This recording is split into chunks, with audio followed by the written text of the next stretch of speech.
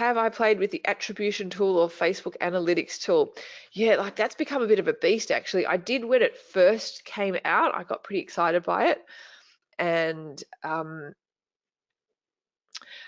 got pretty excited by it, and then I kind of just, it was quite elementary when it, well, not elementary, like it quite underdeveloped, and I believe it's developed a lot since then. So I do need to revisit it actually.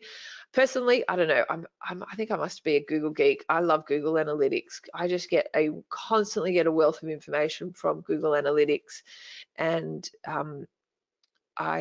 yeah, maybe you guys want to, a Google Analytics full-on tutorial, because it is such a powerful tool. Maybe if somebody wants to give me access to their GA account and I will kind of go through it, I'd happily do that as maybe one of the QAs, because I just think it's way more, I don't know, I have to have a relook at the Facebook Analytics tool, but Google Analytics gets the data from everywhere, right?